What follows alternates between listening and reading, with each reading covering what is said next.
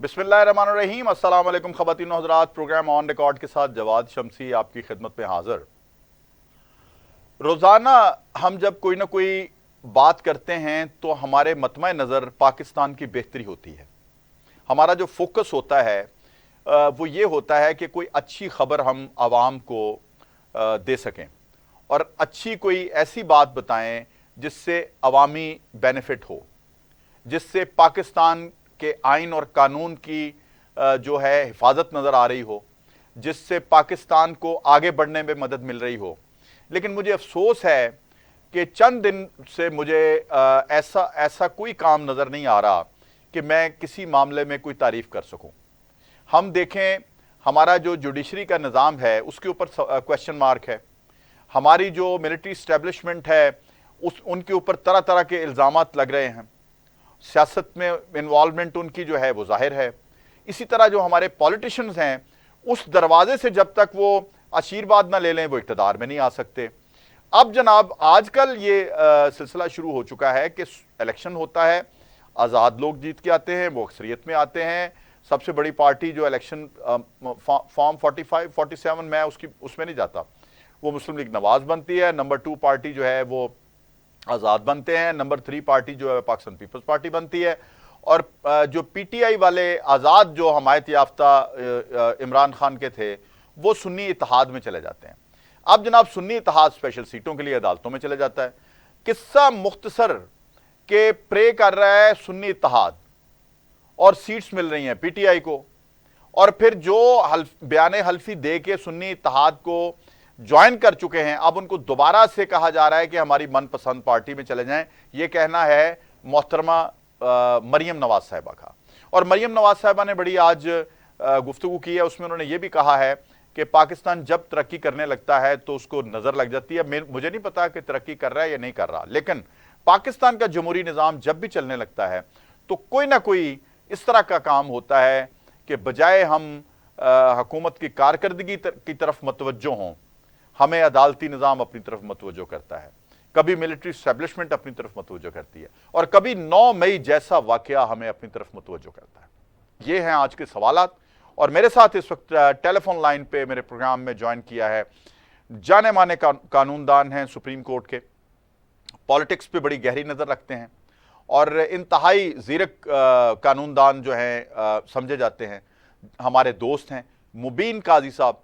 Welcome करते हैं programme में। अस्सलाम वालेकुम काजी साहब।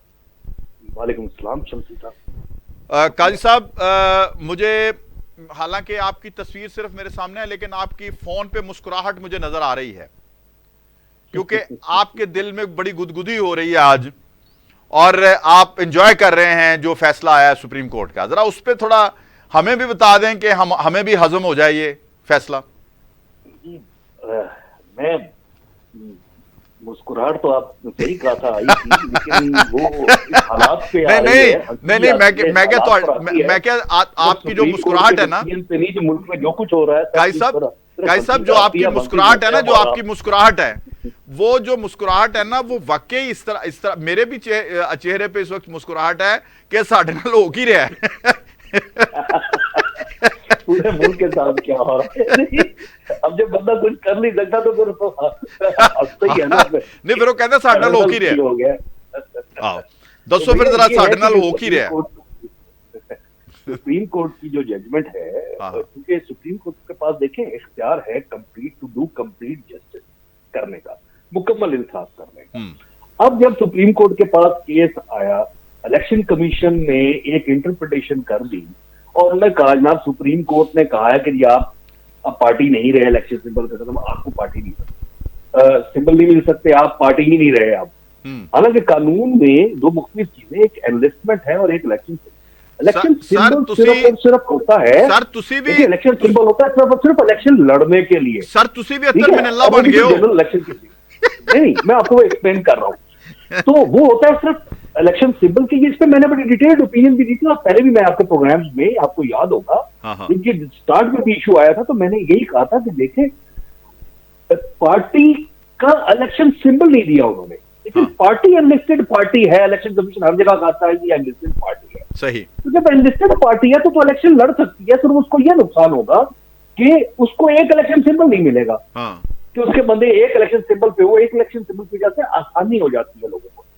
अब इशू ये आ गया कि सुप्रीम कोर्ट ने इस हियरिंग में, सुप्रीम कोर्ट को वो जजेस बैठे थे जिन्होंने पहले वाला जजमेंट दिया था, मशहूर काजी चीफ जस्टिस साहब, काजी फाइलिस्टर साहब, वो कहते हैं मैंने तो ये कहीं अपनी जजमेंट में होल्ड ही नहीं किया कि आप जो है पीटीआई एक पॉलिटिकल पार्टी नहीं है, और ये कि पीटीआई इलेक्शन नहीं लड़ सकती, और ये कि पीटीआई को रिजर्व सीट्स नहीं मिलेगी। हमने तो अपने ऑर्डर में कहीं भी ये चीज नहीं लिखी। तो जो इलेक्शन कमीशन ने तो पीटीआई की तरफ से ये स्टांस था कि भाई हमने तो अपने पार्टी टिकट दिए, सारा कुछ दिया, इलेक्शन कमीशन ने कहा नहीं जी, सुप्रीम कोर्ट ने कहा है कि आप पार्टी नहीं, आपको पार्टी ना टिकट मिलेगा, जो है ना निशान मिलेगा, ना आप एज ए पार्टी इलेक्शन लड़ सकते हैं, और ना ही आपको रिजर्व सीट्स मिलेंगी। लिहाजा उनको मजबूरन बगैर उसके लड़ना पड़ा, और जब वो इंडिपेंडेंट होकर हम लीड करें तो उनका नहीं, पीटीआई हम इसको इस तरह ना देखें काई साहब, हम इसको इस तरह देखें ना फोकस करके कि वो तो हो गया, अब जनाब ये इलेक्शन में चले गए। अब इनको समझ होनी चाहिए थी, एतजाज असलम जैसे बंदे इनके पास थे, लतीफ खोसा जैसे बंदे इनके पास थे, दीगर लोग इनके पास थे, वो सुन्नी इत्तेहाद कौन सा क्यों गए? एक दिन पहले देखिए एक तो के इलेक्शन से या इकलौती जमात है कि ये जब भी इलेक्शन कराते हैं तो इलेक्शन कमीशन इनका इलेक्शन ही नहीं मानता। अभी भी मौजूदा इलेक्शन की देखें कब के इनके ऊपर डॉक्यूमेंट गए हुए हैं, इन्होंने अभी तक नोटिफिकेशन नहीं किया नहीं उसकी कमेटी का, ठीक है। और आप ये देखें कि कितने अरसे पहले का केस रख के लेट में कहा इलेक्शन करा दे, उन्होंने दोबारा इलेक्शन करा दिया, उसका भी रिजल्ट पेंडिंग रखा, और बिल्कुल आज जिस दिन डेट गुजर गई कागजात नामजदगी अब के और ये इलेक्शन सिंबल की, उस दिन जाके अनाउंस करते हैं कि जनाब आपका हमने खारिज कर दिया। ठीक है, तो आप बताएं, आपने जो साफ नजर आता है कि किसी का नियत है, इसको सुप्रीम कोर्ट ने इस दफा डिस्कस किया, और आप ये देखिएगा कि जब ये डिटेल जजमेंट आएगी उसके अंदर ये सारी चीजें होंगी। उसके बाद अब लिस्टें दे रहे हैं, एक तरफ कहते हैं जी ये पार्टी नहीं, और एक तरफ वो एसआईसी को कहते हैं जी ये पार्लियामेंट्री पार्टी नहीं, और एक तरफ इलेक्शन कमीशन को लिस्टें जारी कर रहा है कि इतने बंदे ये सुन्नी इत्तेहाद काउंसिल के हैं। तो ऐसी सिचुएशन में इलेक्शन कमीशन, जब सुप्रीम कोर्ट ने ये कहा कि ये हमारे ऑर्डर को इलेक्शन कमीशन ने गलत इंटरप्रेट किया है टोटली, हालांकि हमने ऐसी चीज नहीं है, उसकी वजह से ऐसी सिचुएशन पैदा हुई कि इनको कभी अलहदा लड़ना पड़ा, कभी इनको इंडिपेंडेंट डिक्लेयर कर दिया गया, और कभी इनको कहा गया कि किसी दूसरी पार्टी में जाए, दे हैड नो ऑप्शन, वो किसी तीसरी पार्टी में जाना पड़ा, और उस पार्टी में जब चले गए तो आप कहते हैं अब हम आ जाएं इलेक्शन कमीशन की तरफ, तो लिहाजा उसको भी टिकट नहीं दे सकते। सर, अब इलेक्शन कमीशन की तरफ आ जाएं। फैक्ट एंड सर्कमस्टांसेस में उन्होंने यही लिखा है, पेक्यूलियर फैक्ट एंड सर्कमस्टांसेस के अंदर लिखा है, और उन्होंने कहा इस सिचुएशन में उसको रिजॉल्व करने के लिए, जो कि कोर्ट की जजमेंट में, और ये कोर्ट की जजमेंट का डिफेक्ट था, ये यकीनन जब ये जजमेंट आएगी उसके अंदर ये लिखा होगा कि ये सुप्रीम कोर्ट को क्लैरिफाई करना चाहिए था। बिल्कुल ठीक। अच्छा, मुझे सिर्फ इतना बता दें, नहीं आप इलेक्शन कमीशन की तरफ आ जाए ना। आज इलेक्शन कमीशन का इजलास था, आज इलेक्शन कमीशन के इजलास में फैसला हो गया है, उन्होंने इंदिया दे दिया है कि सुप्रीम कोर्ट का जो फैसला है उसको माना जाएगा, उस पर अमल दरामद किया जाएगा, और साथ उन्होंने कहा है कि अगर हमें कोई गाइडेंस लेनी पड़ी जो कि टेक्निकल बेसिस पे होगी, जहां मुश्किल आएगी वो हम सुप्रीम कोर्ट से रजू करेंगे। अब मुझे बताएं कि ये अमल दरामद हो जाएगा या इसमें भी कोई इसी तरह के लकूने रह जाएंगे जो आप बता रहे हैं? देखिए, आपको चंद दिन में नजर आ जाएगा। इलेक्शन कमीशन का कंडक्ट पे तो देखें बड़े सीरियस सवालिया निशान उनके कंडक्ट पर आपके सामने सब कुछ। तो उस सिचुएशन के अंदर आप उनसे कुछ उम्मीद नहीं है, लेकिन सुप्रीम कोर्ट की इतनी क्लियर जजमेंट आने के बाद जो थोड़ी बहुत कुछ एफर्ट की थी उन्होंने कि छुट्टियों में किसी तरह से रिव्यू भी लगा लेंगे, बाकी सारे जजेस नहीं भी होंगे तो लगवा लें, तो वो उनकी जब वो भी उनकी जो है एफर्ट नाकाम हो गई तो उनके पास कोई और अदर ऑल्टरनेटिव नहीं था, बल्कि नहीं रह गया कोई और other alternative but to implement the court's order. तो अब वो उम्मीद है कि वो करेंगे, वो कोशिश तो डेफिनेटली जो उनका प्रीवियस हिस्ट्री और प्रीवियस कंडक्ट देखते हुए नजर आता है, ये तो नजर आता है कि वो जितना डिले करने की जो है इस पे मैक्सिमम कोशिश करेंगे, और मैक्सिमम डिले में मैक्सिमम टेक्निकल इश्यूज करके बार बार शायद जाना जाए इलेक्शन कमीशन। हालांकि ऑर्डर में, मौजूदा ऑर्डर में अब कोई ऐसी एम्बिग्यूटी नहीं है, बड़ा सिंपल सा ऑर्डर है कि जब उनकी सर्टिफिकेट्स आ जाएंगे, देखिए कोर्ट ने, आप ये देखें, कोर्ट ने बट ये नहीं कहा कि बयान अर्जी जमा कराएं, ठीक है, कोर्ट ने कहा स्टेटमेंट जमा कराएं। कोर्ट ने ये भी नहीं कहा कि ओथ कमिश्नर से अटेस्ट करवाएं, ओथ कमिश्नर से एफिडेविट ऑन ओथ जो होती है वो अटेस्ट होती है। उन्होंने कहा कि जी स्टेटमेंट दें और नोटराइज करें। नोटरी पब्लिक का होता है, जब डॉक्यूमेंट कोर्ट में या किसी डिपार्टमेंट में पेश होना होता है तो वो एक डॉक्यूमेंट नोटराइज होता है। ठीक है, कि उसकी अच्छा सिर्फ इतना बता दें कि 2 दफा, तो उसके अंदर कोई किसी किस्म की कंफ्यूजन तो नहीं है, 2 दफा रिटर्न स्टेटमेंट चेंज हो सकती है। देखिए बिल्कुल वो सिचुएशन के अंदर थी, वो तो आपने बार बार, उन्होंने एक दफा आपने आइन के तहत दिया हुआ था पार्टी। सर ये 62-63 किधर जाएगी? पार्टी सुने, उन्होंने पार्टी सर्टिफिकेट इलेक्शन से पहले दिया। आपने कहा जनाब हम आपका पार्टी सर्टिफिकेट मांगते ही नहीं है। हालांकि सुप्रीम कोर्ट ने तो नहीं कहा था, अब दिन तो वो एक ही था आपको। इलेक्शन कमीशन ने उस दिन मनमानी कर ली, कह दिया कि जी नहीं हम आपको देते।